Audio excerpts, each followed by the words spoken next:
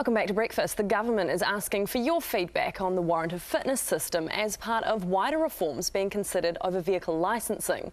The suggestions include moving to yearly checks for vehicles up to 12 years old, then six monthly checks thereafter, or doing the first test at 3 years and then annually after that, or testing based on the number of kilometres travelled, or only testing vehicles when they change ownership. A high-profile campaign called Hands Off Our WOF has already started, but lobby groups like the AA are supportive of the idea of reform, especially for newer vehicles. Here with his view is Dog and Lemon Guide editor Clive Matthew Wilson. Good morning to you. Good morning. Look, most of those proposals that I just read out there include doing the warrant of fitness check less frequently than we currently do. The AA says this won't lead to more crashes or fatalities. What's your take on that? Well, the AA has looked at different research. I actually forwarded my research to them yesterday, and while I respect the AA, the fact is most studies have shown that when you have less frequent inspections in a manner like less frequent inspections in a manner like this, there is a risk. In fact, the government has acknowledged that there is increased risk, and then came up with this notion out of the blue that we'd make it up for it with roadside inspections. That is, your car pulled over randomly and a bunch of policemen who are not mechanics going over your car to make sure you haven't missed anything between your warrants of fitness. Now, I don't think that's a very workable system, but what we're all aware of course, is it would take many hundreds of policemen to do it. It would have to be comprehensive. It would cost a great deal of money, whereas this is supposed to be a money-saving measure, and ultimately I think it would take policemen away from doing things like chasing murderers.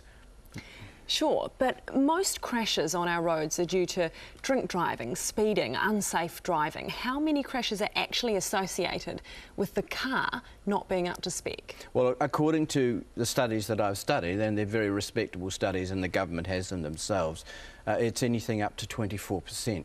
Now, nobody these days thinks of a car accident as just he drove fast, he had an accident, because the police are driving fast all the time and don't necessarily have accidents. What actually happens, it's a bit like aircraft crashes. You never say it was just pilot error. It was pilot error plus a very windy day, plus a poorly lit track, plus a very tired pilot, and you get these things coming in together. And you get an accident. When the police investigate accidents in New Zealand, they're only looking for faults so they can prosecute. So they simply ignore anything that doesn't fit that view.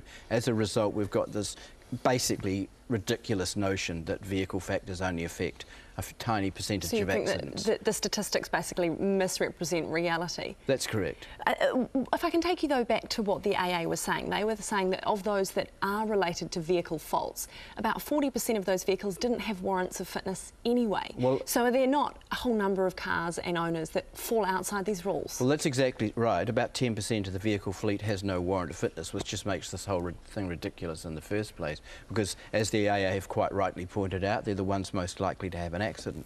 But there's so many easy ways you can get those vehicles back in.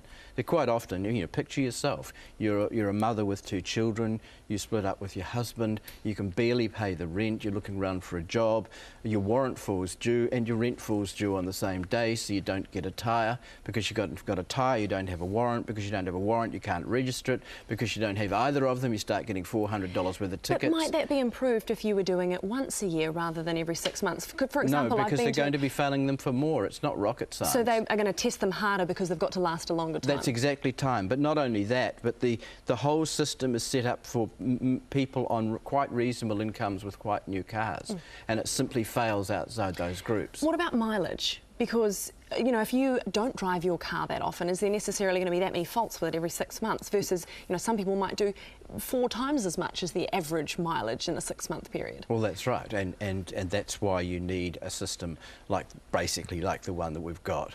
So you don't want to see any changes? I think the system works just fine as it is, and I think that, you know, there's been a long track record of well-meaning reforms by governments that have ended up producing more or less the exactly opposite result in the real world. And I have great faith in practical Kiwi solutions to problems. And if they change it, how many deaths would you imagine Well, we're government's going own to see? studies show that it could be between 0.7 of a death, if you can imagine that.